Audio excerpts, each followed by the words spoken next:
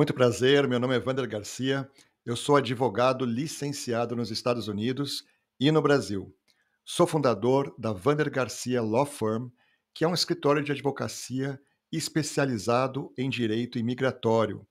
Atendemos clientes de todos os estados dos Estados Unidos e também no Brasil, em qualquer parte do mundo.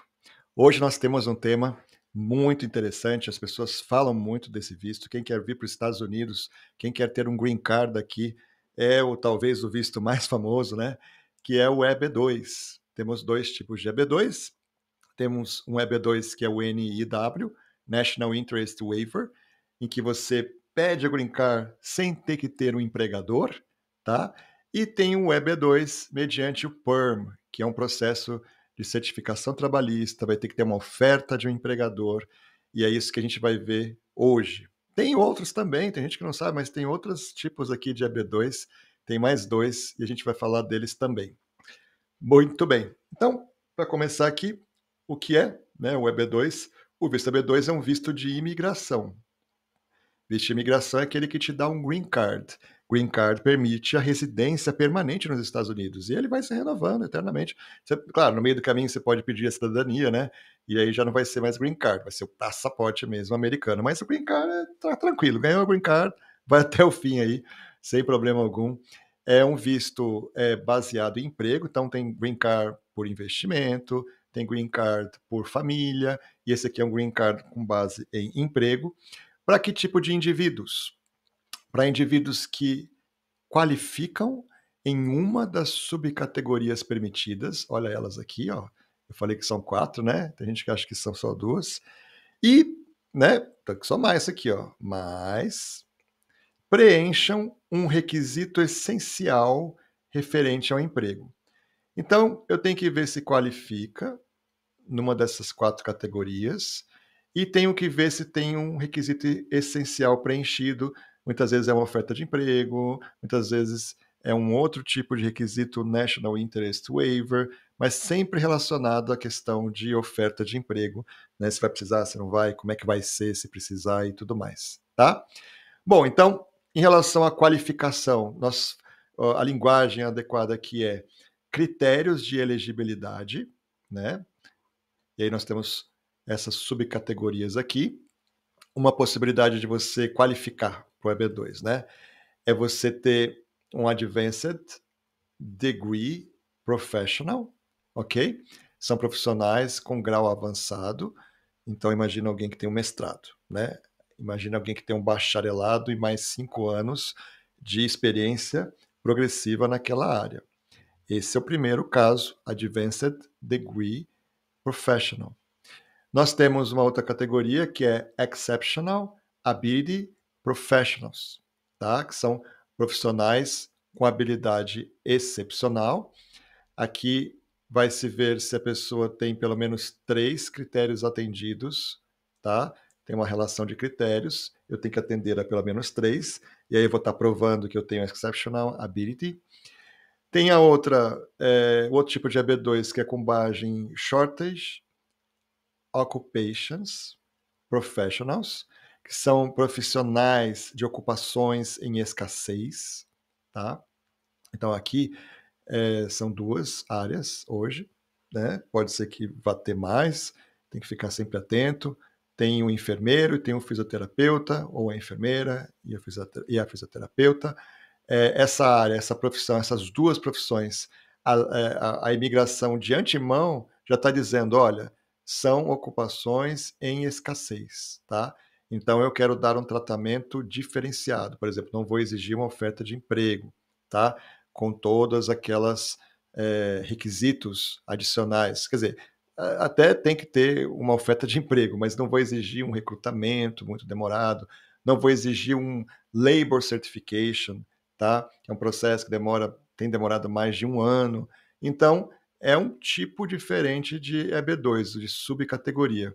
E tem também a Exceptional Ability in Arts and Sciences, que são habilidades excepcionais em arte e ciência.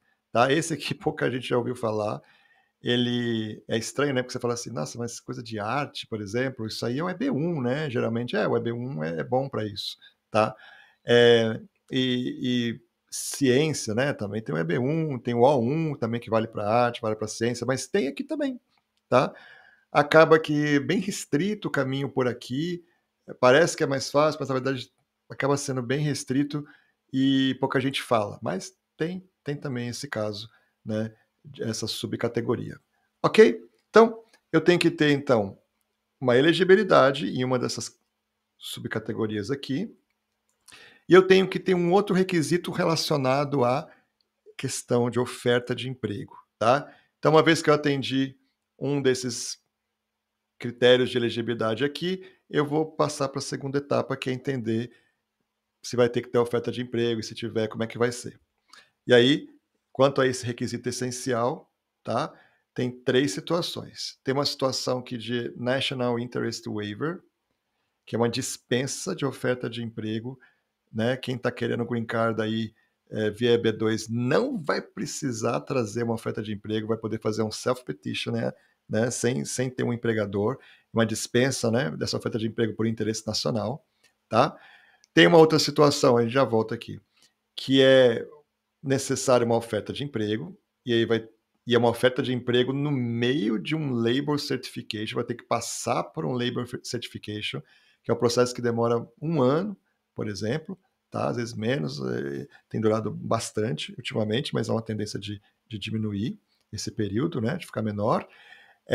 Então aqui tem que ter oferta de emprego, tá? Diferente do National Interest Waiver.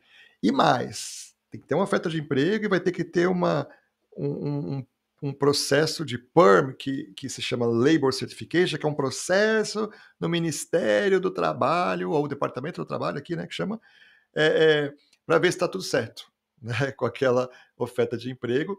E tem o Schedule A Occupations, tá? São as ocupações do anexo A, que são aqueles profissionais de ocupação em escassez. Lembra que a gente viu o item 3 aqui, ó?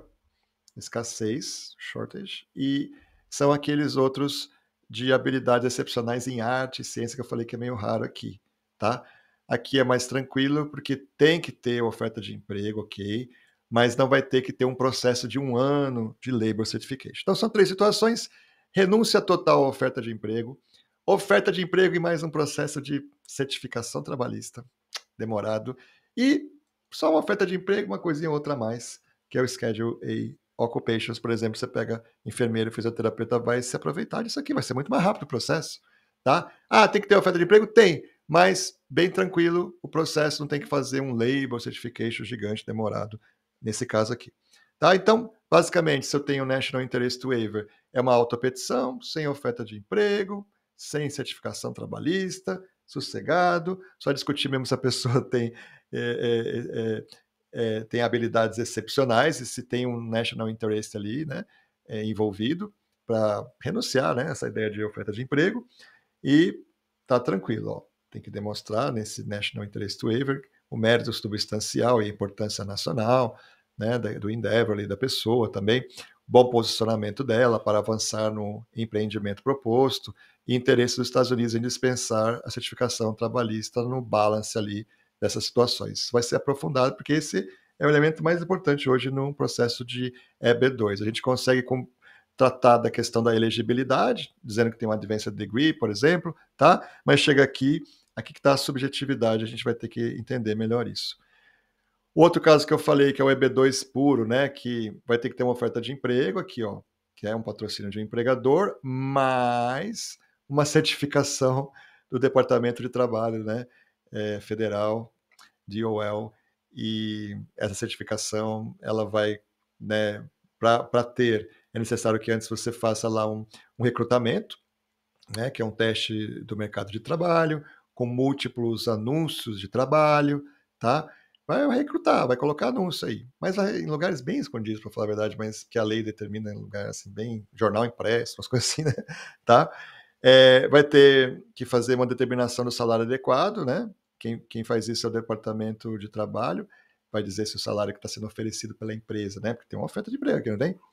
Vai ver se está adequado com o mercado, para não ficar pagando menos para poder tomar emprego de americana, né? Então vai ver se está dentro do mercado. E aí sim, feito o recrutamento e essa determinação do salário vai ser protocolado, esse pedido de Labor Certification, vai ter um form para isso, vai ser analisado, e é isso que vai demorar 1 ano, tá? Tem um antes, recrutamento, que já demora uns meses, aí vai quase 1 ano aí, ou mais, depende do caso, né, para fazer o Labor Certification. E no Schedule A, já falamos, né, ocupações de escassez, habilidades excepcionais, tem que ter uma oferta de emprego, mas não vai ser necessário um Labor Certification, né, esse form aí, que vai demorar 1 ano. É um anúnciozinho bem simples, né, a gente já vê que nós temos aqui do emprego, e determinar, claro, qual é o salário adequado, tá? Muito bem. Vamos então falar do primeiro, ó. Falei para vocês, são 4 critérios de elegibilidade. Então vamos falar do Advanced Degree Professionals, depois Exceptional Ability Professionals e por aí vai. Vamos falar do Advanced Degree Professionals, né? Então nós temos aqui, se você quiser B2, com base nessa subcategoria aqui, ó, você tem 2 opções, tá? Tem 2 critérios, dentro dos critérios de elegibilidade, você tem a opção 1, que é um tiro curto, rápido, sossegado, que é simplesmente você mostrar que tem um mestrado ou um doutorado nos Estados Unidos. Pronto, matou, você já é um EB2. Falta agora a oferta de emprego ou o waiver, né, da oferta de emprego pelo National Interest Waiver, NIW, né? Maravilha, pô, tiro curto, mestrado na área, claro, que está se propondo ali para atuar. Agora, se eu estudei no estrangeiro, aí pode ser, né, o título equivalente no estrangeiro, você vai ter que mandar para um evaluation, tá? São empresas, por exemplo, essa aqui, ó, US, ela faz evaluation, e ela vai dizer se o curso que você fez no Brasil, por exemplo, ele equivaleria a um mestrado nos Estados Unidos, tá? É relativamente tranquilo se você fez um mestrado mesmo no Brasil, tá? Em geral, você não vai ter problema, vai ser considerado equivalente ao mestrado nos Estados Unidos, mesma coisa, doutorado, sossegado, tá? Eu tenho mestrado, doutorado, todos foram reconhecidos tranquilamente, os meus clientes, todos, nunca tem problema com isso, né?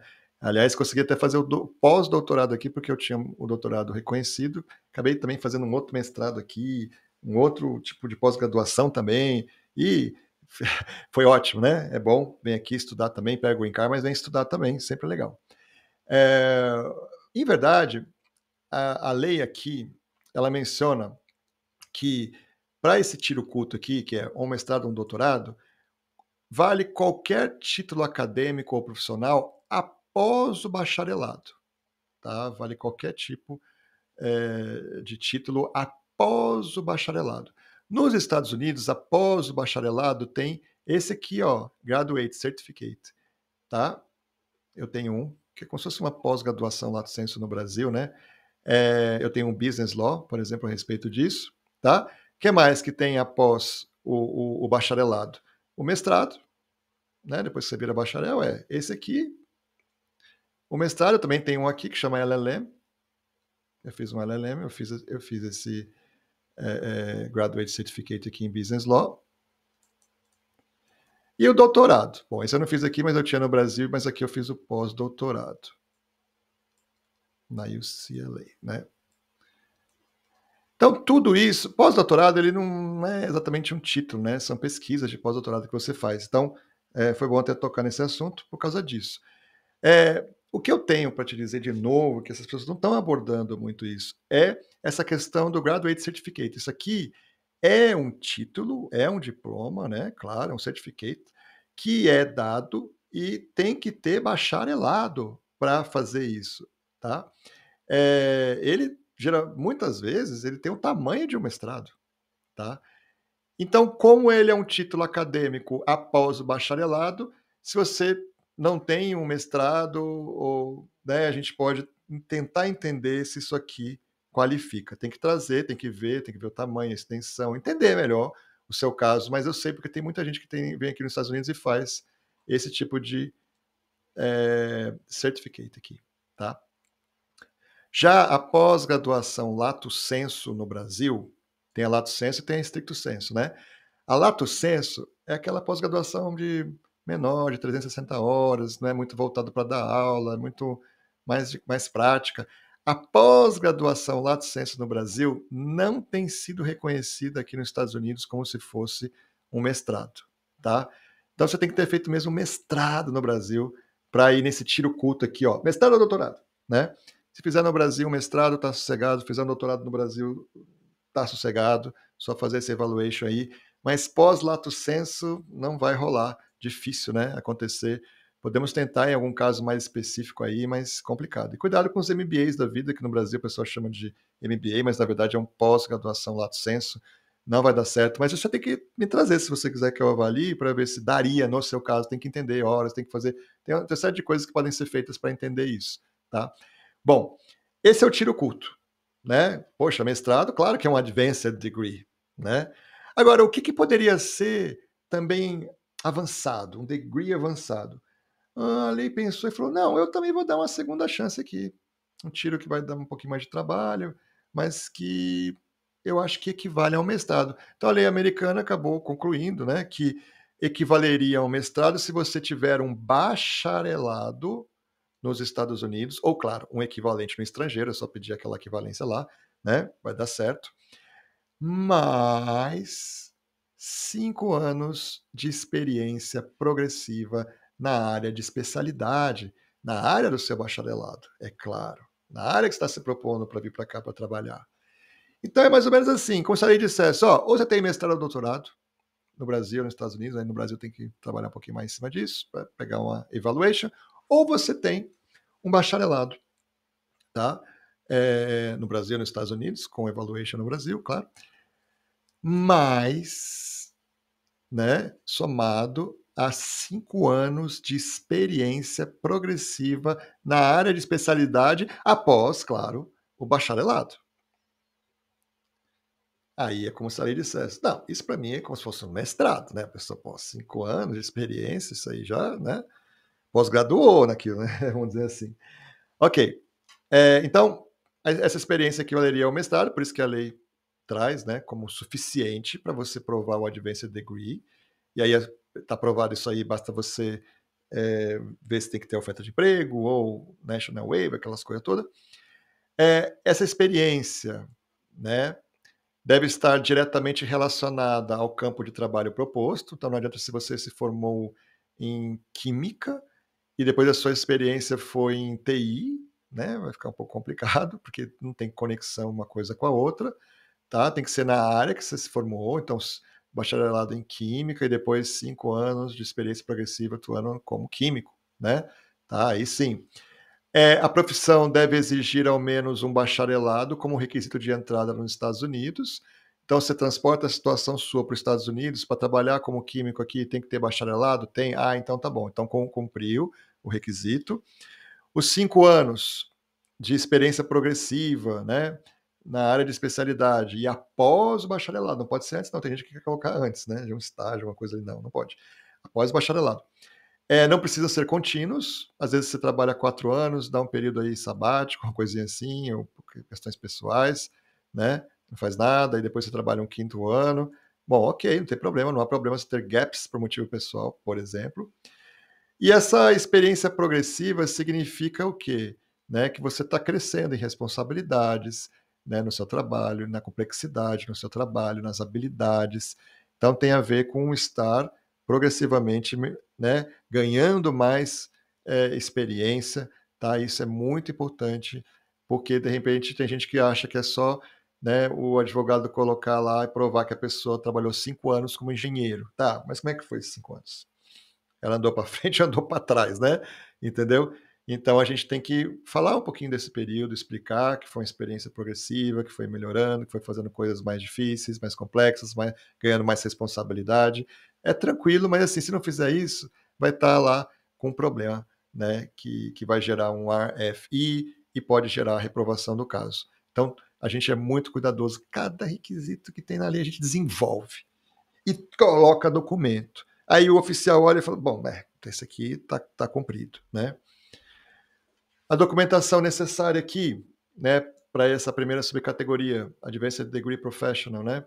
Registros acadêmicos oficiais mostrando o grau avançado, quer dizer, né, mostrar que você tem um mestrado lá, por exemplo, ou bacharelado. Evidência de que a ocupação exige ao menos um bacharelado com requisito de entrada nos Estados Unidos, então você tem que ver, né, se na sua área, aqui nos Estados Unidos, a mesma área, para trabalhar, em geral, se exige um bacharelado, e geralmente vai exigir, então vai ser tranquilo esse requisito, mas o advogado tem que explicar, né, que tem isso. Evidências na evolução da carreira, como eu falei, né, e aí isso a gente demonstra com documentos ou declarações mostrando promoções, tarefas mais complexas executadas, avaliações de performance, né, crescente, cargos de liderança. Essa experiência aí de 5 anos, progressiva e tudo mais, tá? Se for um emprego, também vai trabalhar com cartas de verificação de emprego para mostrar, olha, trabalhou aqui por tanto tempo, tal. A empresa faz essa carta. Contrato de trabalho, carteira de trabalho, né?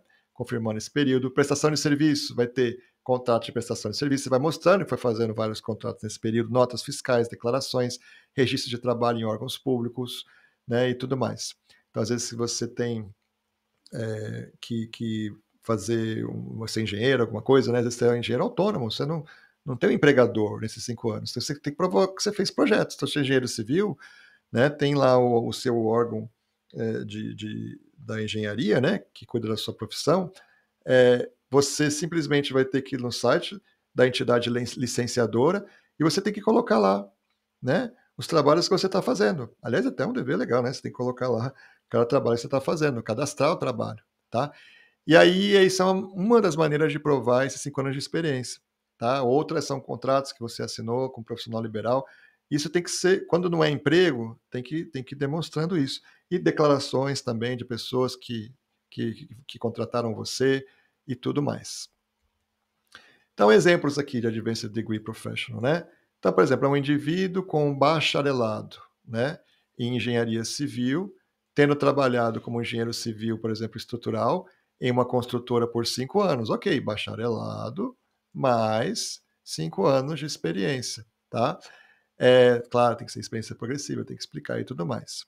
E ele está se candidatando a um cargo relacionado à engenharia civil e estrutural nos Estados Unidos. Bom, esse cargo aqui nos Estados Unidos depende sim de bacharelado, então tá resolvido, tá ok. Ninguém vai trabalhar de engenheiro aqui se não tem bacharelado, né? Engenharia civil. Então, provavelmente vai se qualificar aqui um caso desse, tá? Agora, no entanto, olha que engraçado, um PhD, quer dizer, a pessoa tem um doutorado em engenharia civil, tá? Se ela propor abrir uma padaria aqui nos Estados Unidos, ela não tende a se qualificar, não, pois a panificação não exige um bacharelado, nem está diretamente relacionada à experiência do aplicante. Ele tem experiência em engenharia civil e não em trabalhar com padaria. Então, você vê, não adianta ter um doutorado, né? Muitas vezes. Vai ter um descompasso aí, né? Isso pode atrapalhar bastante a situação. Um bacharel em química que atuou 5 anos como gerente de restaurante não equivale a uma experiência pertinente e não se qualifica mesmo se o aplicante busca uma posição de químico nos Estados Unidos. Então pensa bem, nesse caso, ele tem um bacharelado, ótimo, então cumprido o requisito aqui, ó, do bacharelado, pá. Ele tem os 5 anos, só que o problema é que os 5 anos não é na área dele. Então não adianta ele querer trabalhar aqui com química, por ser bacharel em química, porque a experiência dele não vai contar. Vamos falar agora de indivíduos com habilidade excepcional. Então você tem então pessoas que, em vez de sei lá, de repente elas não têm o bacharelado e mais 5 anos de experiência progressiva, tá? Então ela pode, ou não tem um mestrado ou doutorado, né? Então ela pode ir por esse caminho aqui. É um outro caminho, né? Os dois são independentes, tá? Esse caminho aqui são candidatos, né, que nas áreas da ciência, artes ou negócio, que é muito amplo, ciência é tudo, né? Consegue atingir pelo menos 3 dos 6 critérios de elegibilidade, tá? Então, quem quer entrar por essa subcategoria aqui, vai ter que analisar esses 6 critérios aqui e vai ver se cumpre pelo menos 3. O primeiro critério é registros acadêmicos oficiais mostrando um diploma, um certificado ou um grau na área equivalente. Não vai ser muito difícil isso aqui. Isso aqui geralmente é um ganho, tá? Aí vem cartas de empregadores confirmando pelo menos 10 anos de experiência em tempo integral na ocupação. Ok. Aí já quem está dependendo desse aqui geralmente não cumpre esse 2, mas vamos continuar. Licença ou certificação para atuar na profissão. Tá? Você pega um engenheiro aí com 4 anos, bacharelado e 4 anos de experiência, com certeza ele tem licença. Para ser engenheiro tem que ter licença. Muitas profissões no Brasil tem que ter licença. Tá? Para ser advogado tem que ter licença, para ser psicólogo tem que ser fisioterapeuta, educador físico, nutricionista, tudo tem que ter licença, ok? Então esse aqui também é um requisito dado em geral, tá? Aí vem evidência de salário alto, remuneração elevada, provando a habilidade excepcional daquela pessoa. Ok, em algum momento da vida, né, profissional dela tem que mostrar que ela ganhava bem, muito mais aí que a média, tá? É, muita gente consegue comprovar isso, mais subjetivo, tem que trazer aí para a gente analisar. Vou imaginar que não vai cumprir, tá? Só para a gente fazer um teste aqui. Filiação a uma associação profissional relacionada à área. Gente, isso aqui é dado, né? Se você não está afiliado, a gente vê uma boa associação para você se afiliar e está aí um requisito que é cumprido. E a lei permite, você pode cumprir requisito, né? E aí depois entrar com o caso. Tem gente que me consulta só para poder fazer um plano para cumprir requisitos para qualquer tipo de visto que ela esteja querendo, tá? Não tem problema nenhum você fazer isso. É normal, né? O que não pode é a pessoa querer aplicar sem ter o requisito, tá? Agora, ela construir os requisitos não tem problema nenhum, desde que seja tudo verdadeiro, óbvio, né? Tá? Não vai fazer igual a pessoa que me consultou uma vez e falou assim: só tem um problema que esse meu doutorado aí, para falar a verdade, ele é meio, não é verdadeiro. Tá? Como assim? Não, é um doutorado meio fake aí, no lugar que eu fiz, mas assim. Tá...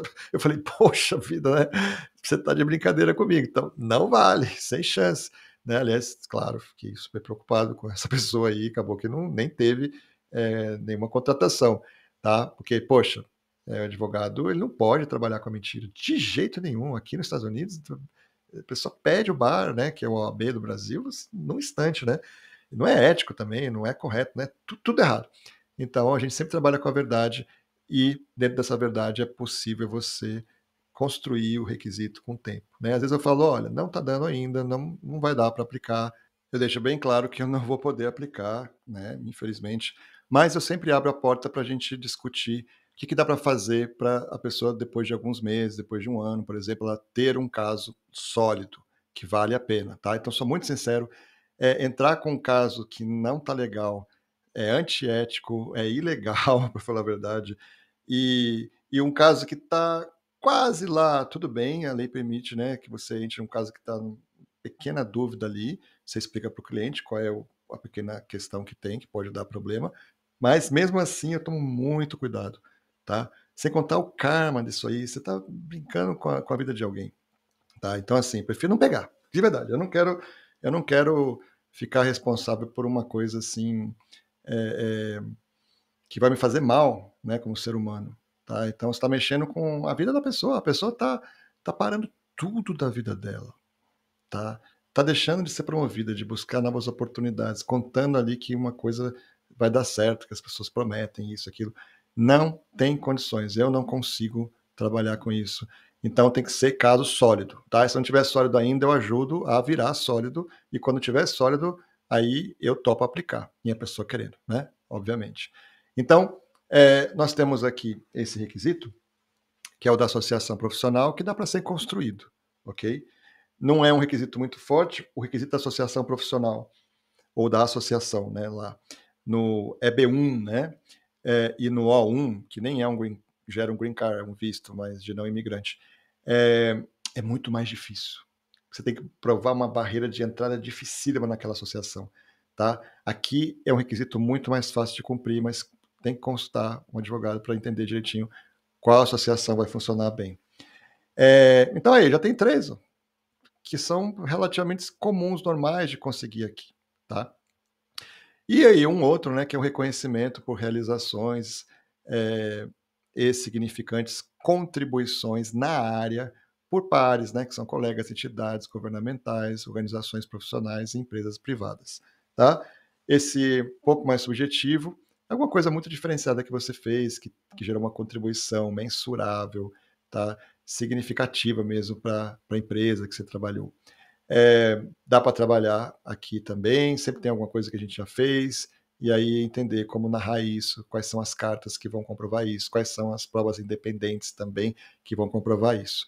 Mas assim, vamos resumir um pouco essas duas primeiras subcategorias, Advanced Degree e indivíduos com habilidade excepcional, não é muito difícil de você conseguir uma ou outra. E uma ou outra já é suficiente. Então, o EB2 ele não é difícil de você caracterizar uma pessoa como ela cumpriu os requisitos de elegibilidade do EB2. Não é difícil. O difícil vai ser a outra parte, que tem a ver com oferta de emprego, que é ou ter uma oferta de emprego e fazer uma certificação trabalhista lá com aquela oferta de emprego, ou eu ter um National Interest Waiver, tá? Que é aquela situação que a lei renuncia a uma oferta de emprego, mas aí tem que demonstrar um monte de coisa. Ok?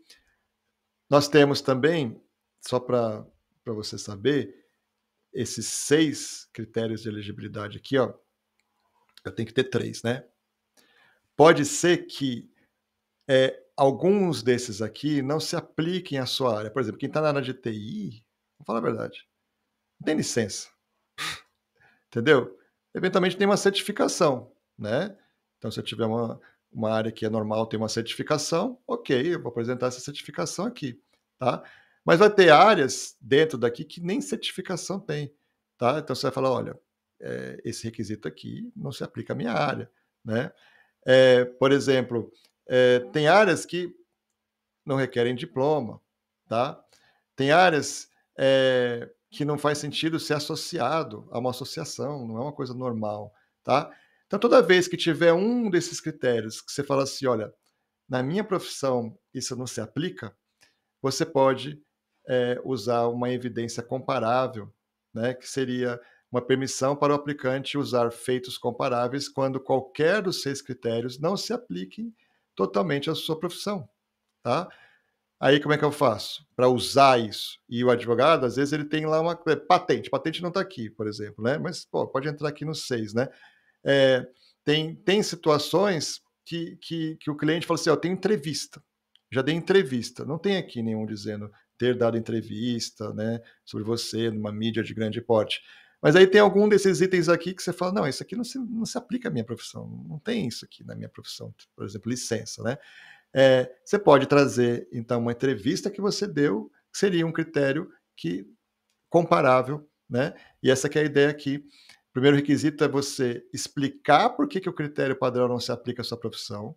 Depois você fornece evidências alternativas de uma habilidade excepcional da sua parte, né, que demonstre um nível de expertise, né, similar ao que os critérios padrão pretende comprovar.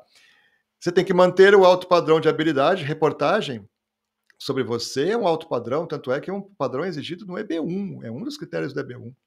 Tá? Então, seria uma coisa legal ter julgado pares. Não tem aqui, ó, ter julgado pares, participado de uma banca, por exemplo, uma coisa feita uma perícia judicial, não tem aqui.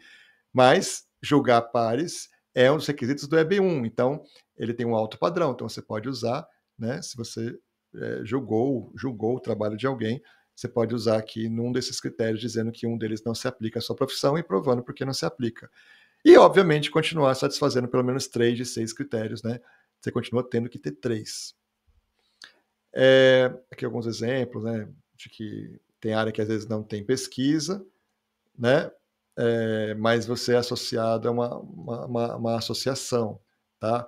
Ou uma área que não tem licenciamento, mas você tem um financiamento do governo, ou uma área que não dá para mensurar muito a questão do salário, mas você tem um reconhecimento da indústria. Então, para usar esses critérios aqui de evidência comparável. Depois que você provou lá que tem pelo menos 3 critérios atendidos de um total de 6, não é suficiente ainda para bater o martelo que você tem habilidade excepcional, tá? O oficial da imigração vai para uma segunda etapa, em que ele vai analisar a totalidade das evidências para decidir se o candidato supera substancialmente os padrões comuns da área. E, de fato, né, possui essa habilidade excepcional. Esse segundo passo, tá, que é uma visão holística que ele vai fazer agora do seu caso, para ver se você mesmo é uma pessoa com habilidades excepcionais, é chamado de Final Merits Determination. Tá? A imigração pode negar o pedido mesmo que o candidato tenha esses 3 critérios, tá? Se ele não demonstrou de forma convincente que sua expertise está muito acima da média na área. Essa segunda etapa existe somente para essa categoria, viu, gente? Não vai fazer essa análise aí no caso de Advanced Degree, tá? Importante, as pessoas se confundem um pouquinho com isso. Em geral, quando você tem 3 critérios, isso aqui vem no pacote, tá? Mas os advogados cuidadosos, eles pegam e dedicam um capítulo inteiro falando desse conjunto da obra, explicando por que então, né, além daqueles 3 critérios, né, toda a história da pessoa, a experiência dela, tudo isso somado, porque que isso significa que ela tem habilidades excepcionais. Então, é muito importante não deixar barato aqui e trabalhar num texto bom e até trazer novos elementos. Não tem problema aqui que você pode trazer novos elementos para ajudar além dos critérios que já foram usados. Ok. Então, agora nós temos uma discussão aqui, né, que é voltada ao National Interest Waiver. Tá? A gente falou que eu tenho que atender lá a uma subcategoria, né? E eu tenho que ter uma oferta de emprego,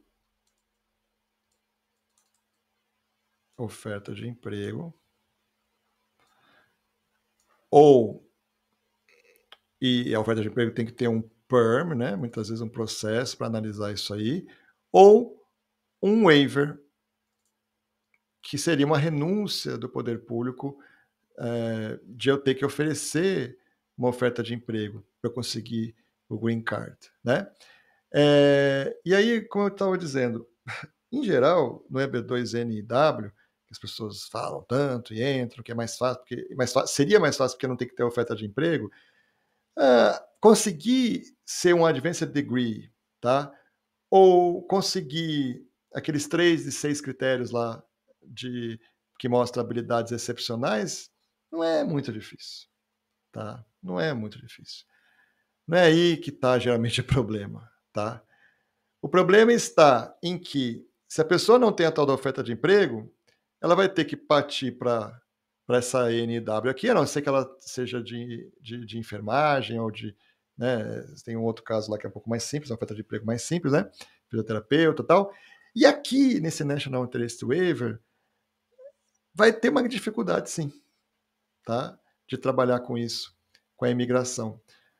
Aqui sim é muito mais subjetivo, aqui sim é muito mais difícil de você comprovar os 3 elementos que compõem, né, que são os requisitos dessa renúncia que o governo faria da oferta de emprego. Então é isso. Então, basicamente, o que a gente vai falar agora é assim, o que eu tenho que comprovar para que o governo fale, olha, tá tudo certo. Você nem precisa trazer uma oferta de emprego, você é um advanced degree, é isso?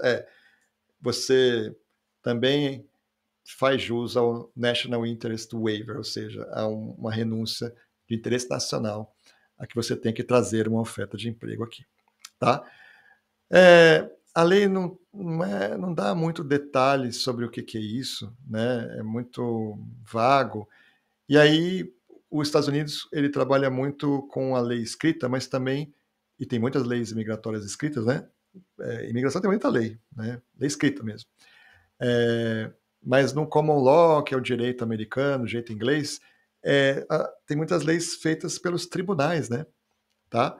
E aí você tem que saber o que os juízes estão decidindo para saber o que é lei, né? Olha a dificuldade que é. Mas em matéria migratória, quase tudo está na lei. Mas tem coisas que a lei não está dando muito detalhes, e aí você precisa ver precedentes, né? De juízes, né? Precedentes mesmo, que vão trazer luz ali para ver qual que é o direito aplicável. E tem precedentes aqui também, né? Então, por exemplo, tem o matter de Denasar, que é o precedente utilizado aqui, né, para explicar o que eu tenho que provar para eu ganhar esse waiver aí, tá? Basicamente são 3 coisas, né? A primeira é mérito substancial e importância nacional. A segunda é que você tem que estar bem posicionado, né? Para cumprir o que você está dizendo que vai cumprir aqui nos Estados Unidos. E a terceira que em balance, né? Fazer um balanço, Vale a pena para os Estados Unidos fazer esse waiver, dispensar você aí de uma oferta de emprego e deixar você vir sozinho aqui para conquistar a América. Confiar que você vai conseguir arrumar emprego, trabalhar, sem problema nenhum, sem uma oferta de emprego prévia. Esse mérito substancial e importância nacional são duas coisas, tá? O que é isso? Isso é olhado em função do empreendimento proposto, chamado endeavor. Quando você coloca que está vindo para cá, você tem que dizer o que você vai fazer aqui. Ah, vou trabalhar com tal coisa. Tá. Esse é o endeavor seu, né? E vai se analisar, para ver se há mérito substancial, se esse seu endeavor, né, é na área de ciência, tecnologia, saúde, educação, negócios, cultura. Vai se analisar se é em área que tem um mérito substancial, tá? Aqui é uma análise muito da área que a pessoa está. Pô, a área da saúde, pelo amor de Deus, a pessoa que vai trabalhar, que tem um endeavor na área da saúde, não é difícil que você demonstre que tem um mérito substancial ali. O advogado vai trabalhar, vai explicar e tudo, mas não é difícil, porque você olha se naquela área tem um mérito substancial ali, né? O seu endeavor, o seu desafio, ou seja, o que você vai fazer aqui, tem um mérito substancial. Está numa área que revela que ele tem um mérito substancial, tá? Bom, mas não basta ter um mérito substancial, né? Tem que ter importância nacional. E aí você vai ter que demonstrar que o seu endeavor, né, o empreendimento que você está propondo fazer aqui nos Estados Unidos, né, o trabalho que você vai fazer aqui, ele tem implicações mais amplas. Além de estar numa área que revela mérito substancial, ele tem implicações mais amplas, né? Ou seja, uma implicação para um setor, para uma região ou para um público em geral. Essa expressão que a administração imigratória usa, né? Tá? Implicação mais ampla. Você está fazendo uma coisa com mérito, mas isso vai repercutir, vai ter uma repercussão mais ampla ainda. Tá? E aí, como é que eu consigo, na prática, saber se existe isso? Você vai se perguntar, tá? Pergunte-se aí. O que você vê de problema na sua área, tá? Vê aí. Você tem uma área que você trabalha. Que problemas que você vê na sua área, aqui nos Estados Unidos, claro, tá? Que você ajudará a resolver por aqui, tá? Ou por que você, por sua própria atuação, essa expressão é muito importante, conseguirá resolver esse problema, tá? Ou seja, aqui não é dizer que eu trabalho numa área legal, uma área com mérito, né? Não. Aqui é dizer que problema que os Estados Unidos tem e por que o seu específico trabalho vai ajudar a resolver esse problema, tá? E não é só resolver esse problema porque trabalha para um empregador, porque tem que ter implicação mais ampla, tem que ser uma implicação para o setor, para uma região, para o público em geral. Isso é dificílimo, tá? Tem técnicas para trabalhar isso, mas a primeira técnica aqui é saber a diferença entre a área de atuação e a sua própria atuação, a sua atuação em si. Você está resolvendo um problema importante para os Estados Unidos e a sua atuação ajudará decisivamente a resolver esse problema, tá? É isso que vai revelar a importância nacional. Então você tem que mostrar para isso que você ajudará a gerar riqueza, empregos, economia para o governo, conhecimento, saúde pública, etc, etc. Não basta benefícios para um empregador específico, dizendo, não, eu vou ajudar o meu empregador. Não, não vem com esse papo que não vai funcionar. Você vai ter que falar que o que você vai fazer resolve um problema importante aqui e ainda por cima a sua atuação é decisiva ali para resolver isso. Tá? Você vai fazer um plano de negócio, muito provavelmente, que vai explicar como a sua atuação resolverá o problema. Tá? Ou você vai ter uma importância substancial na resolução daquele problema. Se você for um pesquisador, aí não precisa fazer um plano de negócio, só trabalhar em cima das suas pesquisas, explicar o impacto da sua pesquisa e tudo mais. Bom, esse é um mérito substancial e importância nacional. O USCIS, que é a imigração, dá alguns exemplos. Ele soltou em janeiro de 2025 um guideline, assim, algumas informações, algumas dicas, algumas orientações, explicando algumas coisas que ele entende que funciona para esse primeiro aqui, ó, mérito substancial e importância nacional. E não é uma coisa fechada, é só exemplos aleatórios, assim, tá? Então não se preocupe se não tiver um exemplo da sua área aí, porque aqui é só mesmo porque a imigração trouxe esse exemplo, então é sempre bom a gente trazer, porque não foi por acaso que ela trouxe esse exemplo, né? Então, por exemplo, um desenvolvimento de um medicamento, né? Tá numa área que envolve mérito substancial, está ajudando a resolver um problema, né, americano, e você vai ter que só demonstrar a sua participação decisiva nisso, tá? A sua atuação vai ajudar a resolver isso, ok? Então, esse é bem claro, né? Desenvolvimento de um medicamento, você vai vir aqui para o seu endeavor aqui é participar do desenvolvimento de um medicamento, vai ser tranquilo, né? Você provar esse requisito. A criação de uma tecnologia demonstrando impacto no setor, né? Imagina, você criou uma tecnologia, ou vai criar, diz que vai criar uma tecnologia demonstrando o impacto que vai ter no setor, adoção generalizada ou inovação na fabricação ou operações. Hoje mesmo eu estava lendo uma reportagem falando do Pix, né, do Brasil, que o Pix vai virar um modelo mundial, para falar a verdade, né? Aqui está na idade da pedra algumas coisas aqui nos Estados Unidos, né? Essa parte bancária aí, as pessoas dão cheque até hoje, direto, assim, cheque. Não tem um negócio como o Pix, tem é tudo complicado fazer um depósito aqui, você tem que fazer um cheque às vezes. Tem o Zelle, tem algumas coisas que ajudam um pouquinho, mas está longe. Então, uma pessoa que tenha trabalhado, por exemplo, no Banco Central com isso, e vem aqui, diz que seu endeavor é trabalhar nessa área, ajudar a evoluir essas tecnologias bancárias para o setor ter mais eficiência, para isso, para aquilo. Obviamente que é uma tecnologia que vai ter um grande impacto no setor, tá? Uma adoção generalizada, uma inovação na fabricação aí, operações. Não quer dizer que a pessoa vai fazer isso, tá? Mas ela tem que demonstrar que ela tem capacidade de fazer isso, que quer fazer isso, né? E que isso vai ter um mérito substancial importante para a economia, né, do país, interesse nacional, no sentido também de que o que ela vai fazer vai ter um grande impacto no setor, tá? Cuidado, porque se você está propondo uma mera criação de uma tecnologia para uma única empresa, isso não por si só não é suficiente para promover, para provar, né, esse impacto. Por exemplo, um engenheiro de software que modifica um programa de seu empregador para uso de clientes deste deve demonstrar uma relevância mais ampla do que só os clientes daquele empregador terem acesso a um programa adaptado, tá? Tudo exemplo da imigração, tá? Outra coisa que a imigração falou, e já estava julgando assim há algum tempo, mas ela resolveu falar, para deixar claro, né? Simples endeavor, ou seja, simplesmente uma proposta de trabalho aqui, dizendo que vai ser professor numa área de STEM, tá? Em geral também não se qualifica, ok? A não ser que demonstre implicações mais amplas para um campo ou uma região.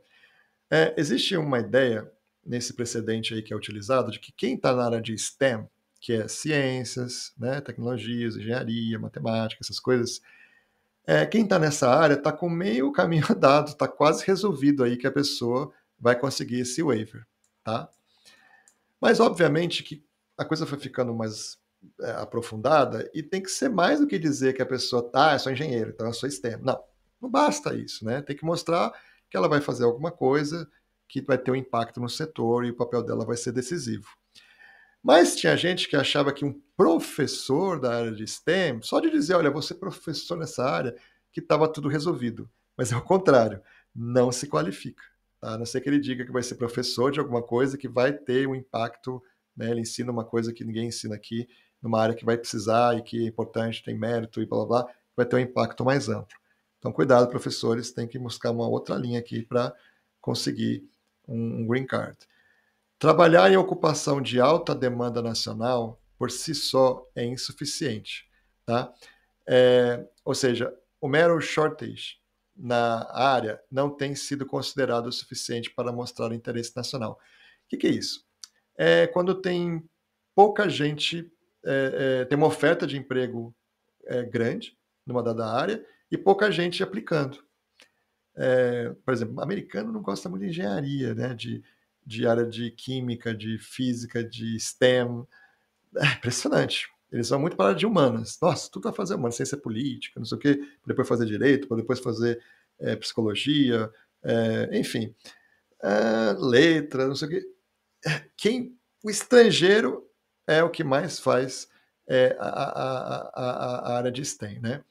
Só que tem alguns momentos que tem menos estrangeiro vindo, ou tem alguma outra situação acontecendo que você pega algumas áreas que estão com shortage, estão com falta de trabalhadores, tá? A indústria está desesperada. Tem época que está faltando engenheiro elétrico, não tem jeito nenhum. Tem época que está faltando engenheiro civil, que está complicado, e químico, e isso e aquilo. E aí os advogados, o que eles faziam? Eles escreviam na petição, olha, tem uma área aqui, que é a área de construção, essa área de construção é uma área de interesse nacional, tem um monte de obra aí para ser feito na área da construção civil, e tá aqui pesquisas do próprio governo demonstrando que vai crescer 20%, né, as ofertas de emprego na área de engenharia civil, tá?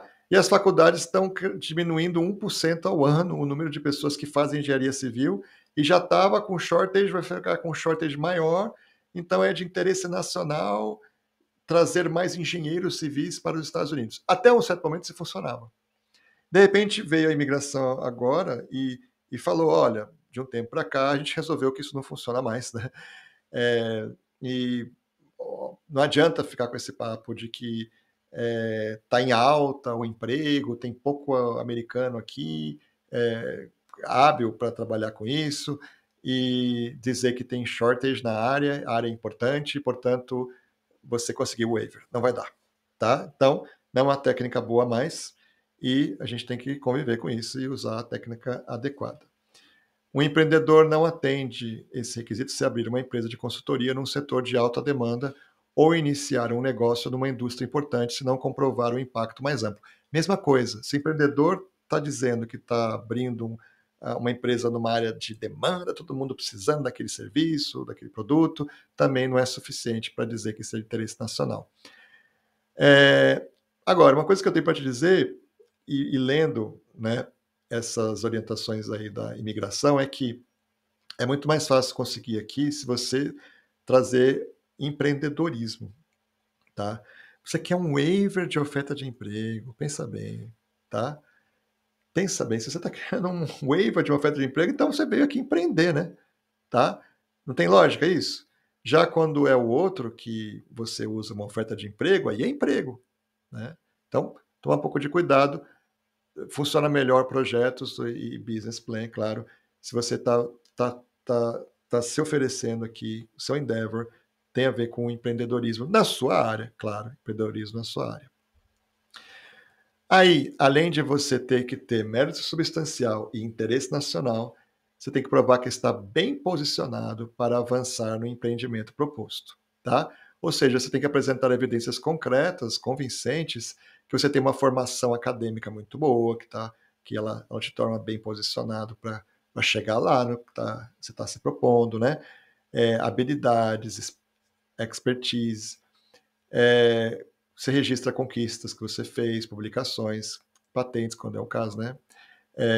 O impacto na indústria com coisas que você trabalhou. Você faz uma proposta, o plano de trabalho, né? Que desenvolveu e teve um papel significativo no desenvolvimento para futuras, para atividades futuras, né? Relacionadas ao empreendimento proposto. Então, propostas, planos, mostram que você tende a chegar lá, que você está bem posicionado, né? Não é uma coisa vazia. Uma explicação de como pretende seguir com o seu empreendimento e qualquer progresso realizado. Quanto mais explicação você tiver de como vai seguir o seu empreendimento, melhor, vai dar mais confiança de que você está bem posicionado. Planos de negócios, claro, né? Já falamos isso lá na outra tela, né?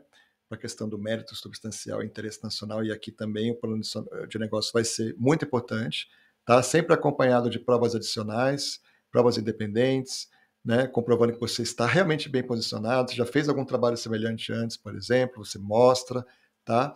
Cartas de recomendação de especialistas com conhecimento direto de conquistas com alto valor da sua parte. E aí essas cartas de recomendação, que são muito importantes aqui no processo de EV2, né? Tem sempre a apresentação do autor, o currículo dele, quem é aquela pessoa, que tem que ser uma pessoa que vale a pena a migração ler e confiar e ouvir, né, o que tem para dizer.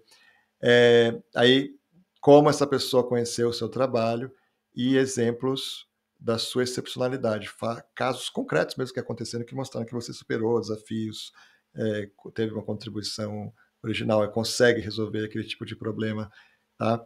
Tem todo um jeito para fazer essa carta. Apoio da indústria, né? Como evidência de que há interesse de clientes, investidores, organizações ou agências governamentais.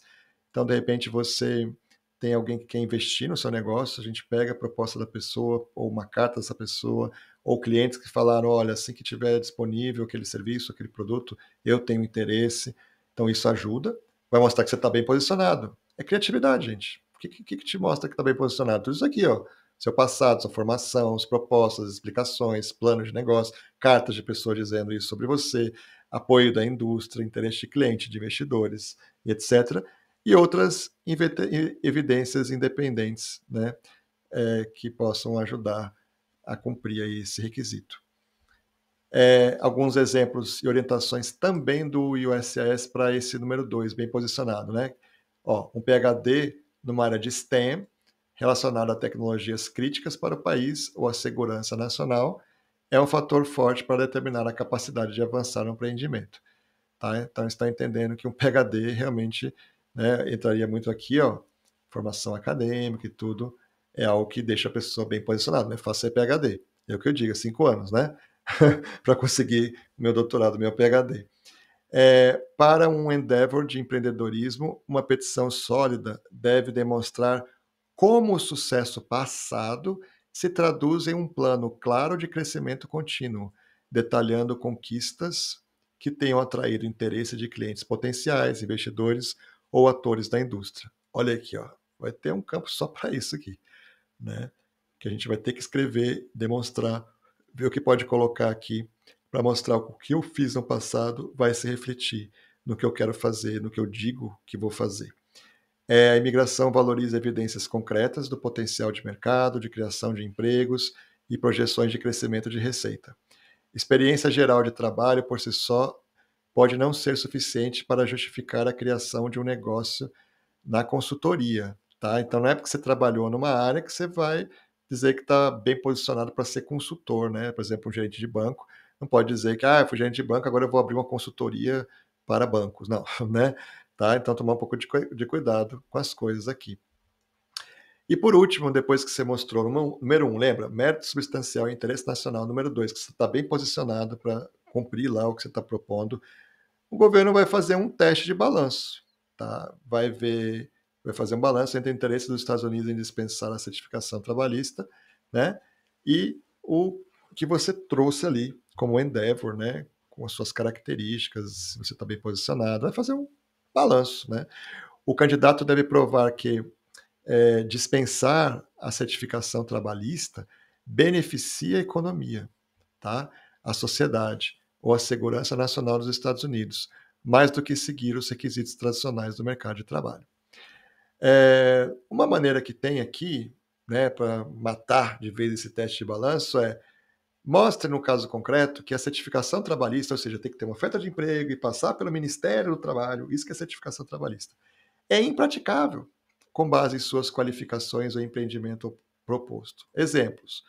Mostra que o processo dificultaria a contratação de alguém com expertise única. Quem tem expertise única não vai ficar concorrendo aí no mercado de emprego, né? Tá? Não tem essa de concorrência. As pessoas vão atrás dela, para falar a verdade, né? Ou mostra a inviabilidade de um aplicante com endeavor de empreendedor ou de inventor autônomo conseguir uma oferta de emprego. Quer dizer, o governo, pensa bem, o que eu estou fazendo aqui é empreendedorismo. Empreendedorismo não tem oferta de emprego. Então, por favor, eu quero um waiver, tá? É isso que você vai ter que dizer.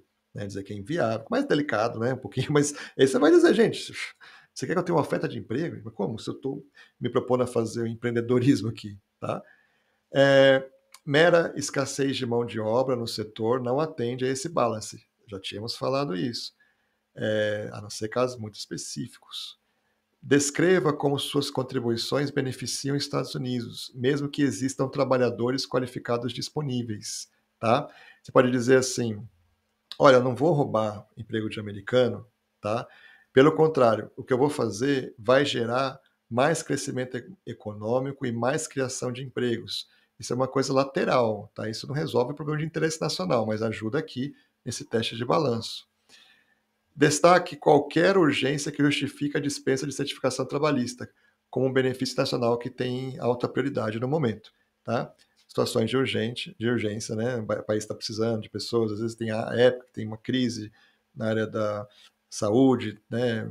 Covid, por exemplo, então profissionais que trabalhassem com isso, gente, vai fazer um labor certification, vai fazer uma certificação trabalhista, vai demorar 1 ano e meio no total, com tudo que tem que ter antes. Não, gente, não tem tempo para isso não. Então você pode mostrar urgência e se livrar de oferta de emprego e certificação trabalhista. Outros exemplos aqui da imigração, de fatores positivos, né? A pessoa que possui um diploma avançado em STEM, especialmente um PhD, é muito bom. Seu trabalho contribui para um setor STEM crítico ou emergente, essencial para a competitividade dos Estados Unidos. Esse aqui é um drama aqui hoje, né? Está bem posicionado em termos de experiência e conhecimento para impulsionar empreendimentos STEM. O benefício é ainda maior se o trabalho apoiar a segurança nacional, são palavras que chamam atenção na petição, tá? Ou fortalecer a competitividade econômica, olha isso, olha as dicas da imigração, ou se tiver cartas de apoio de agências governamentais americanas, às vezes não é nem carta, tem lá projetos de agências governamentais dizendo que vai dar um gás numa área e é bem a sua área, a gente encontra essas cartas, encontra esses documentos e coloca, tá? Então são dicas aqui, ó, para ajudar no NW, competitividade econômica, segurança nacional e programas de governo que você puder trazer. Embora não sejam obrigatórias, cartas de agências governamentais ou entidades quase governamentais, como centros de pesquisa financiados pelo governo, podem ser evidências úteis e relevantes para os 3 critérios. Outras evidências de apoio são cartas de recomendação de especialistas, publicação de pesquisa, patentes ou citações, pesquisa de mercado, planos de negócio ou projetos detalhando um impacto amplo. Maravilha! Então é isso. NIW, já sabemos, é difícil conseguir, tá? Mas quem consegue, não precisa de oferta de emprego, é um EB2 lindo, né? Que já chega aí chegando. Agora, se você percebe que não tem o NIW, que vai ser muito difícil mostrar esse interesse nacional, isso, aquilo, aí você entra com o EB2 normal, tá? E faz esse PERM. O que é o PERM? Você traz uma oferta de emprego, cumpre uns requisitos aqui de recrutamento, cumpre o requisito de ver se o salário oferecido pelo empregador da sua oferta de emprego está adequado, protocola o pedido de certificação de trabalho e, se tiver aprovado, maravilha, né? Você conseguiu fazer a certificação de emprego, tá? Tudo começa com ela, então se você quiser fazer, vamos fazer um EB2 aí com oferta de emprego? Vamos? Eu chego para vocês e falo, vamos, tá, você tem oferta de emprego? Não, tem oferta de emprego, ok. Então vamos pegar essa oferta de emprego, a primeira coisa que nós vamos fazer é trabalhar só em cima dela, ó, chama certificação do trabalho isso, tá? Eu vou dizer para você. Então nós vamos fazer um recrutamento junto com o empregador lá, direitinho, vai ter anúncios de emprego, né? Nós vamos ver se o salário que ele está oferecendo para você está adequado, nós vamos protocolar uma petição lá no Ministério do Trabalho americano, e se for aprovada a certificação de trabalho para você, olha que delícia, né? Aí nós vamos fazer uma outra petição, que é a I-140, para provar que você é um EB2, para provar que você tem Advanced Degree, ou aqueles 3 de 6 requisitos, aquelas coisas lá. Então é assim a ordem, tá? Quando você precisa de uma oferta de emprego, não dá para usar o NIW, né? Vamos pensar que não dá, você falou, e não consigo cumprir isso aí, tá? Então, é trazer uma oferta de emprego, trabalhar em cima disso aqui, da certificação no trabalho, depois entra com a petição mostrando que você é um EB2, e aí pronto, ganhou. né, o caso, vai ser uma beleza, é só fazer o processo consular ou ajustamento de status se você estiver nos Estados Unidos. Esse teste do mercado de trabalho, gente, na verdade, é um teste em que o empregador que está querendo oferecer emprego para você, não é? Demonstra que não há trabalhadores americanos qualificados para a posição. Ele então faz anúncios, né, de emprego. Esses anúncios não podem restringir muito, senão vai ter auditoria, tá? Vai fazer anúncios bem verdadeiros mesmo, né? Reais, né? Genuíno mesmo. Mas sem exagerar. Fala assim, tem que saber português. Não. Se tiver, isso aí vai ter auditoria na certa, porque parece que não pode ser um anúncio direcionado para contratar uma pessoa. Tá entendendo? Não precisa, gente. Tem escassez de mão de obra aqui, e ao mesmo tempo, esses anúncios aí que vão ser publicados, ninguém vai ler. Tá? Então, tem que fazer um anúncio perfeito, uma oferta de emprego sem exagerar. Tá?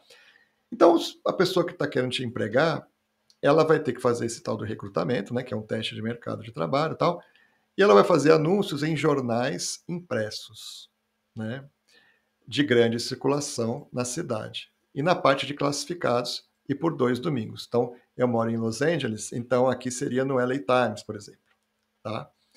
Ninguém vai ler isso aí, gente. Jornal impresso, por favor, né? Aí tem que também colocar um anúncio de emprego num banco de emprego do Departamento Estadual de Trabalho por 30 dias consecutivos. É um banco público de emprego. Também ninguém procura emprego nesses lugares, muito pouco. Tá? Aqui na Califórnia é Call Jobs. O local de trabalho também vai ter que ter lá no mural, lá do local de trabalho do empregador que está querendo te contratar, o anúncio de emprego. Vai ficar 10 dias úteis seguidos lá. E se a profissão sua é sindicalizada, também eles mandam esse anúncio para o sindicato, mas também ninguém faz nada lá com isso. Se é uma vaga que exige bacharelado, tem regras adicionais, né, que você tem que publicar em outros lugares, mas também não precisa publicar só em site de emprego, não. Basta usar 3 outras opções, por exemplo, no site da empresa, que ninguém vê, né, no jornal técnico, enfim. Tem umas saídas aqui que a lei que diz isso aí, né, que você primeiro, sabe que não vai aparecer ninguém, né? Porque se estão contratando ali que não tem pessoas para trabalhar nessa área. E esses anúncios, em geral, ninguém vai ler. Tá? Então não vai ter muita concorrência. Essa parte aqui costuma passar tranquila, essa parte do recrutamento. Tá? Mas o governo quer que você também peça para o Departamento de Trabalho, lá que é o Ministério do Trabalho, uma determinação do salário adequado. Você está oferecendo, por exemplo, 90 mil aí de salário, a pessoa está oferecendo para você, né? Ou, sei lá, 140 mil, qualquer coisa. Aí tem uma oferta de emprego, tem um anúncio, vai falar esse valor e tudo mais, mas o governo quer que você faça uma aplicação, né? Que aqui nesse contexto do Prevailing Wage Determination, para que o governo federal veja se esse valor é um valor de mercado, tá? Porque às vezes é um valor muito baixo e aí você está roubando o emprego de americanos, está contratando estrangeiro barato e o governo não quer isso. Então você tem que colocar, né, um valor bem compatível, né? Se de repente o valor de mercado é 140, você não vai botar 90 no recrutamento aqui nesse teste aqui e nem vai dizer para o governo que é 90 que você vai pagar na hora de determinar o salário. Você pode colocar 125, não vai dar muito problema, tá? Porque tem um range, geralmente é de 125 a 150, vai, então o que está ali está tudo certo. E vai ter que passar por isso. Tá? Ganha tempo se eu fizer essas duas coisas ao mesmo tempo, eu coloco um valor bem razoável de salário, ok? Para fazer esse recrutamento. Ao mesmo tempo, em paralelo, eu peço para o Ministério do Trabalho só confirmar se está tudo certo com aquele salário. Já andei com essas duas coisas ao mesmo tempo, tá? Não precisei fazer primeiro o salário, depois o recrutamento. E com tudo isso certo, eu protocolo o meu pedido de certificação do trabalho também lá no Departamento de Labor, né, que é o Ministério do Trabalho americano, tá? Então, depois que eu fiz o recrutamento, eu espero 30 dias e faço esse pedido. E essa certificação de trabalho costuma demorar um ano. Às vezes é mais, às vezes é menos, tende a diminuir, mas está demorando um ano e pouco aqui, por enquanto, tá? Então, basicamente, se eu precisar de uma oferta de emprego, eu começo com essa história de certificação de trabalho. E primeiro eu faço recrutamento e vejo se o salário está adequado, vai aí uns 5 meses essa brincadeira, e com isso na mão, eu protocolo tudo lá no departamento de trabalho, com o form, esse form aqui, né? ETA 9089, e aí vai mais um ano.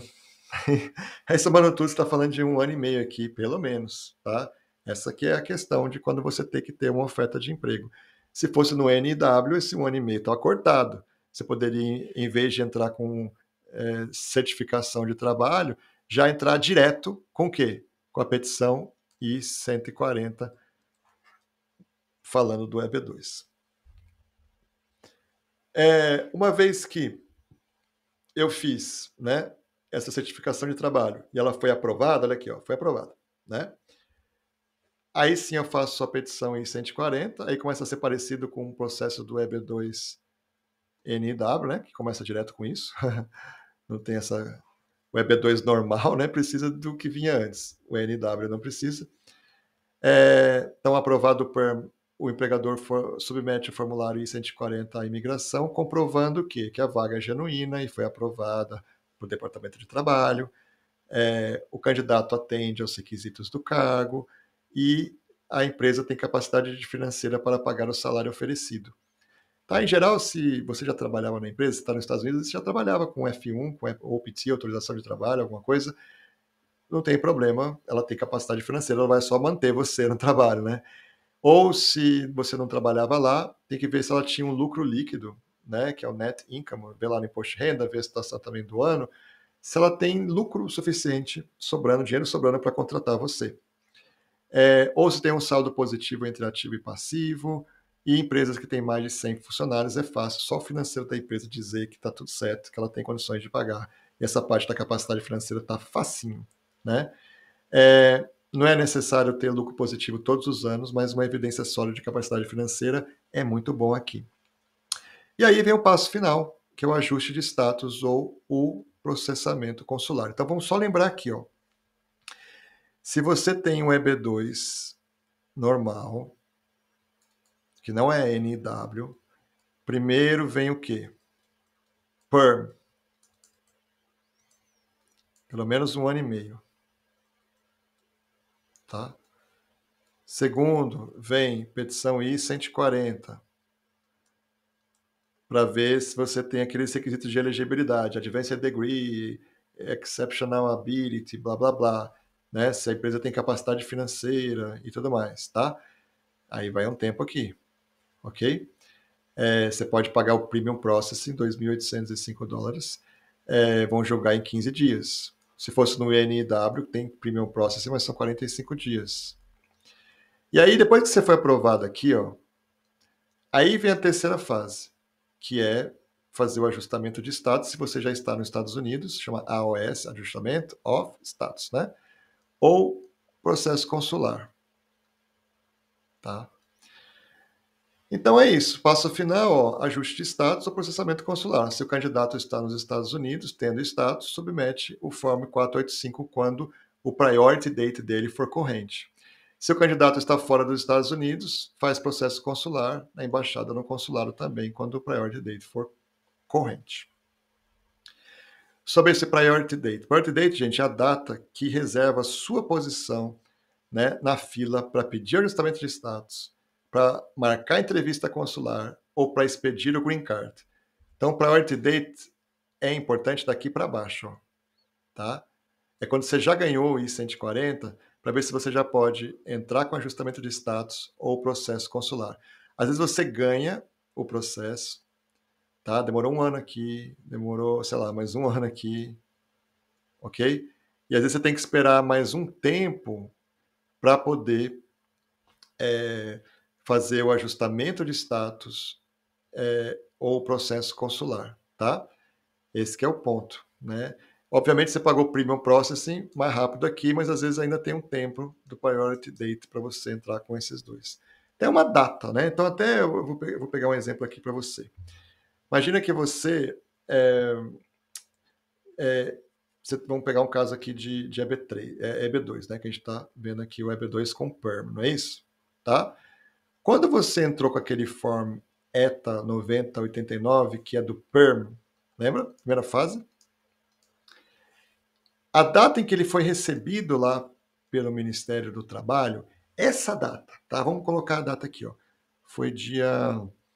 Ele foi recebido dia 1º de fevereiro de 2023, tá? Então guarda isso aqui comigo, ó. Você entrou comigo aqui com EB2 clássico, sem seu NW, tá? Aí a gente fez aquele recrutamento lá com o empregador seu, fez aquele procedimento para ver qual é o valor de salário adequado. E aí, com isso em mãos, a gente entrou com o formulário ETA 9089. No dia que ele for recebido lá, ou seja, logo em seguida ele vai ser recebido pelo Departamento de Trabalho, você vai anotar aí. Eu falo, olha, anota aí. E, né, vamos dar um exemplo aqui, que foi em 1º de fevereiro de 2023 que o seu formulário, né, de PERM foi recebido pelo Departamento de Trabalho do Governo Federal. Guardou essa data? Primeiro, esse aí é o seu priority date. Tá? Aí, você vai pegar um boletim, que é mensal da imigração, para ver qual é a data corrente hoje para a pessoa ir para essa segunda fase aqui, ó. Não é isso que a gente está falando? Ó? Ajustamento de status, processo consular. Ela ganhou já, mas quer saber se já pode passar para a última fase. Aí você pega lá o boletim, né? Aqui, ó, o boletim está dizendo, né, que a data que está corrente é a data, vamos supor, de 2 de fevereiro de 2023. Aí você dá um pulo, né? Porque você fala assim, agora sim, se está corrente quem entrou em 2 de fevereiro ou antes, né, é a data anterior ou igual, né? A data listada no boletim. Se eu entrei dia 1º de fevereiro e quem entrou a partir do dia 2, né, para trás, né, dia 2 para trás, pode prosseguir, eu estou corrente. Tá tudo bem para mim. Tá, isso que é priority date, tá? É uma data que reserva a sua posição numa fila e quando o boletim chega na sua data, tá? A sua data, então, é a data que está lá no boletim, uma data anterior, nesse caso é um dia antes, né? Aqui eu nem precisava, poderia ser dia 2 aqui também que resolvia, ó, tá? Aí você pode entrar com ajustamento de status ou com processo consular e vai receber o green card, né? Direitinho. Quando você entra nesse boletim aqui, só tem que tomar um pouco de cuidado, porque tem 2 tabelas lá, tem uma tabela de dates for filing, que é só para efeito de ajustamento de status, quem está aqui nos Estados Unidos, e tem um final action date, que serve para ver se você pode já marcar a entrevista consular e já pode ser expedido o seu green card. E muitas vezes o ajustamento de status tem que usar essa tabela aqui. Então essa tabela aqui é mais conservadora, né? É uma tabela usada aí para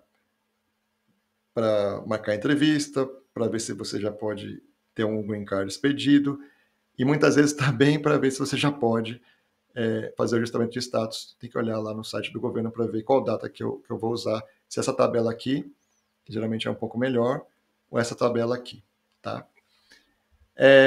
Bom, então vamos lá, vamos organizar as ideias aqui. Eu tenho 4 categorias de EB2, né? Tenho Advanced Degree, lembra? Advanced. Eu tenho que Exceptional, lembra?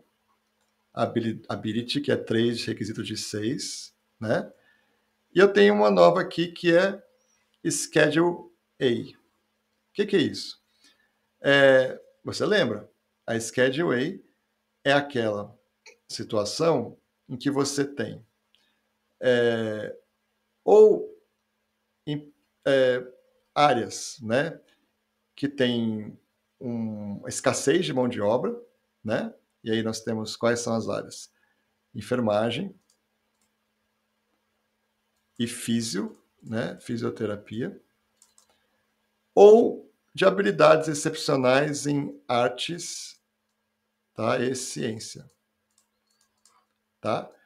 Então, se o caso do cliente, né, é um caso de enfermagem, a gente pode trabalhar aqui com esse Schedule A.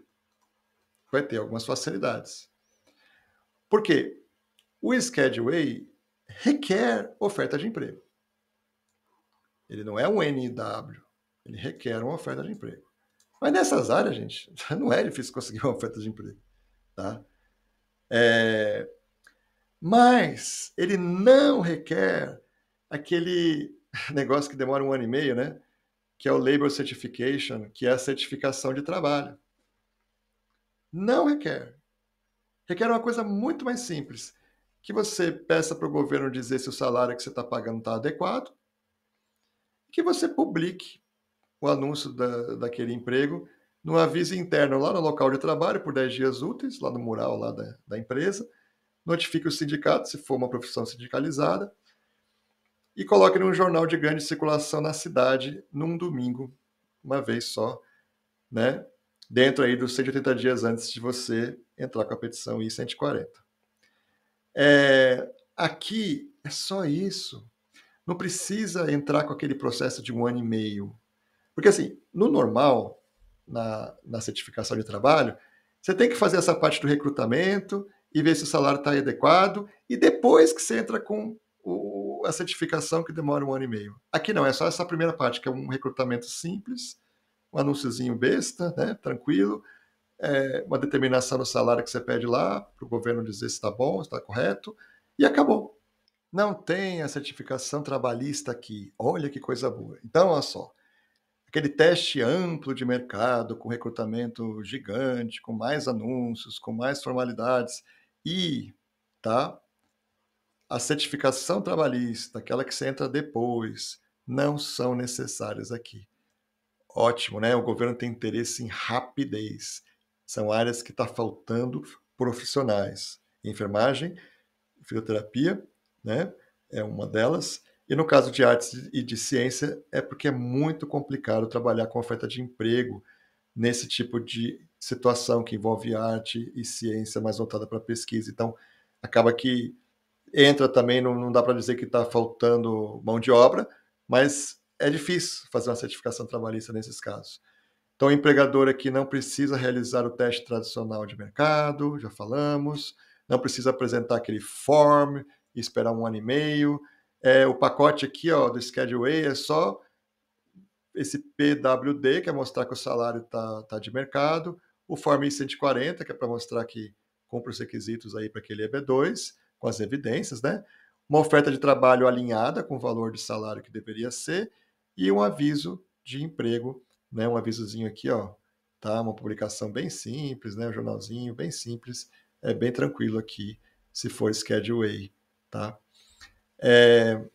O que temos de Schedule A aqui? Né, já falamos. São os enfermeiros registrados, RNs. Para se qualificar, o enfermeiro estrangeiro deve atender a pelo menos um dos critérios abaixo, só um, tá? Ou ele tem uma licença completa e restrita de enfermagem do estado dele, onde ele vai trabalhar, ou ele tem uma licença do exame nacional, né? Que é o exame aí, as pessoas fazem, um exame importante aí para ser enfermeiro, tá? Passando nesse exame aí. Você no Brasil mesmo já pode estudar para esse exame. Ou obter um certificado da Comissão de Graduados de Escolas de Enfermagem Estrangeiras, tá? Que comprova que você concluiu um programa de enfermagem equivalente a um programa dos Estados Unidos, que você foi aprovado num exame qualificatório dessa comissão e que você tem proficiência em inglês.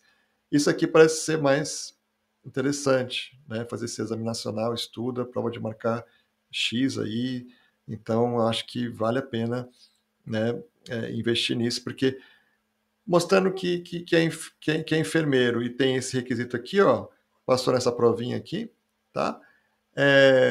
A oferta de emprego vai aparecer, porque é desesperadora a situação aqui na área da saúde para enfermeiros, né? E não vai ter certificação trabalhista, vai ser uma loucura, vai ser rápido. Vai ser um EB2 não NIW, rapidíssimo, muito rápido, tá? Não é nem se acharam bacharelado aqui exatamente, ou mestrado, essas coisas, tá? Tem que agora, claro, para sentar nessa prova aqui, exame nacional, você vai ter que provar que fez bacharelado no Brasil em geral. Então, assim, é, é, tem que fazer uma avaliação do seu diploma, claro, né? Fisioterapeuta, mesma coisa, tá? Tem que ter um diploma equivalente, né? E tem que ser elegível, ó, não precisa ter passado, para realizar o exame de licenciamento no estado dos Estados Unidos onde pretende trabalhar. Então, verificar o seu Endeavor, onde você pretende trabalhar, quer dizer, ou na verdade, não é Endeavor não, na oferta de emprego, né, que foi feita para você, se você é elegível, não é que você passou não, elegível para fazer o exame. Então, você pode vir para cá, nem passou no exame ainda. Você estuda, depois passa, depois começa a trabalhar. Tá? Então, tudo uma questão de conversar também com o empregador, né, desses tempos aí. Sobre habilidades excepcionais em arte e ciências, então isso aqui é bem restrito.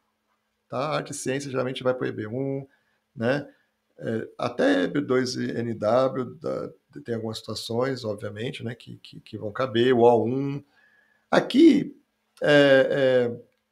são só 2 critérios que eu tenho que atender, de 6, então isso parece ser uma coisa boa, né? São só 2 de 6, de reconhecimento internacional importante, pesquisa ou trabalhos publicados, reconhecimento na indústria, salário e remuneração elevada, filiação em associações prestigiosas, materiais publicados sobre o candidato. Mas são requisitos ou critérios um pouco mais difíceis do que os critérios do EB2 de excepcional habilidade, tá? Aqueles 3 de 6. Então, são só 2 aqui, mas um pouquinho mais rebuscado, né? E na prática, a imigração é muito restritiva aqui, né? São para situações muito específicas que ela vai aceitar, né, um Schedule A para uma pessoa que está trabalhando com arte, e para a ciência também muito, muito limitado. Tá? Se você tiver um caso aí disso, vamos conversar, vamos entender, mas provavelmente vai ser uma situação mais de EB1 ou de EB2 NW, ou até de O1, que é um visto, né, de não imigrante. Traga o caso para a gente conversar. Isso aqui é uma coisa nova, ninguém fala disso. Pouca gente fala disso aqui, tá? E a gente pode estudar se é o seu caso, analisar um por um desses requisitos, entender melhor, né? Para ver o que dá para fazer. Bom, já falamos, né? Em qualquer das situações, que é situação 1, ó, vamos lembrar, EB2,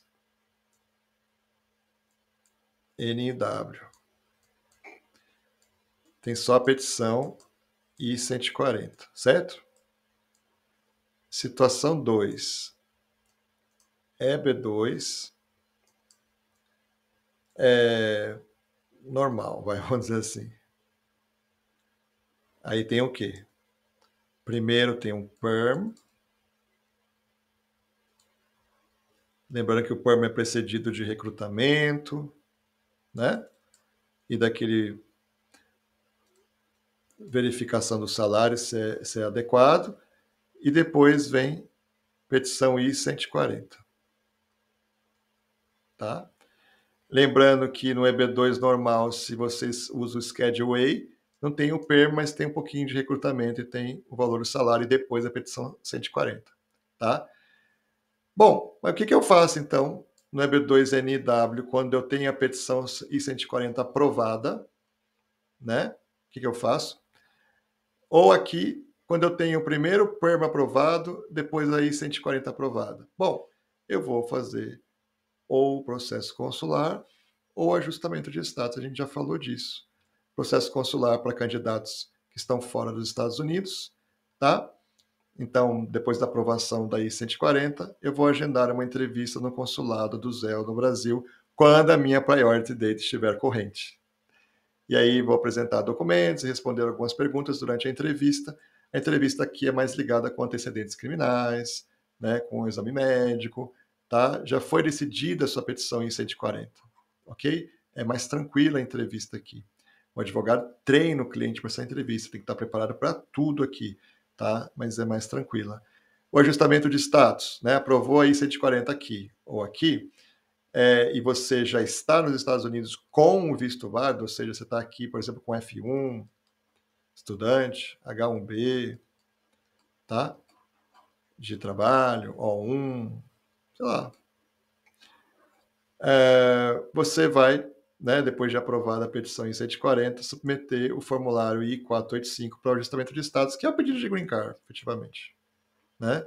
Quando o seu priority date estiver corrente. Tá certo? Então, é isso aí que nós temos, né, em relação à última fase do nosso processo consular. Ou melhor, em relação à última fase desse processo inteiro aí de EB2, ok? Resumo da história, né?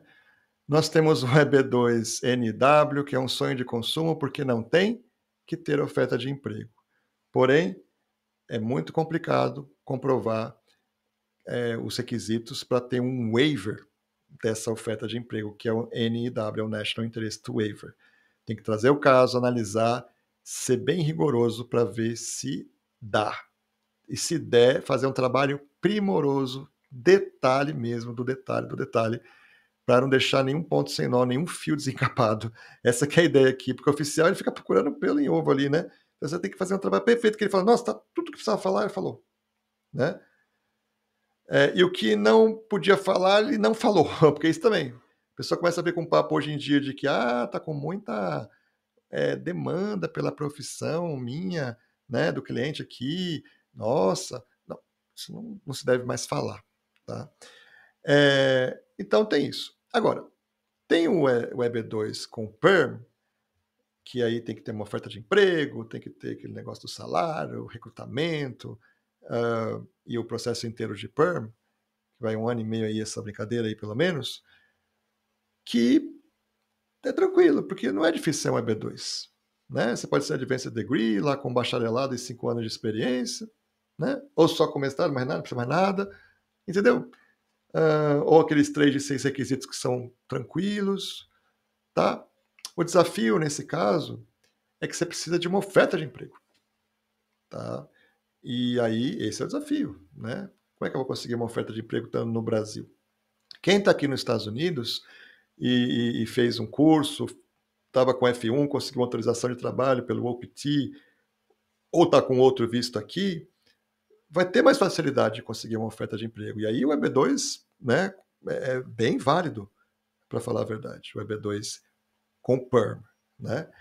Mas a grande dificuldade é mesmo a questão da oferta de emprego. Você que tá meio assim, né, falou assim, olha, eu não sou NIW, provavelmente. Bom, consulte um advogado, né, para ver se não é mesmo.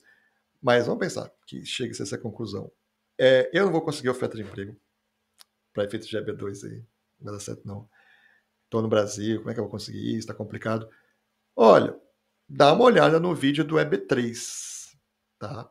Porque o EB3 tem umas situações aí que não é difícil conseguir uma oferta de emprego. É para entrar aqui numa profissão mais tranquila, né? Com salário mais tranquilo no sentido de, o que eu quero dizer, uma profissão que vai ganhar menos, tá? Do que você talvez ganhasse. Você está discutindo aqui EB2, estou imaginando que você ganharia muito mais pelo tipo de profissão própria de EB2. Mas é a maneira de entrar com green card. Fica 1 ano ali naquela profissão, mais ou menos. O cônjuge, se tiver cônjuge, já pode trabalhar e vai ganhar muito mais do que você muitas vezes, mas é 1 ano que você fica ali e você fica livre, né? Pode fazer parte até da conta do seu investimento. O EB3 não é difícil arrumar uma oferta de emprego, tá? Então tem um vídeo do EB3 que eu recomendo que você veja. Agora, tem também os vistos de trabalho, tem também a possibilidade de vir como estudante, melhorar tudo isso aí, facilitar um NW da vida, tá? Tem o EB1, claro, algumas pessoas são próprias aí para EB1. O que eu acho que você tem que, primeiro, se você quer mesmo vir para cá, né, conversar com um advogado, licenciado nos Estados Unidos, obviamente, que é o único que pode dar conselho jurídico para você, tá? E aí, conversando, pode ser com a gente, eu adoro, eu vou até o fim, todas as possibilidades, converso com a família, converso com todo mundo, assim, para poder conseguir encontrar uma solução que é a melhor para aquele caso. Conversando com o advogado, você vai saber exatamente qual é o melhor caminho para você.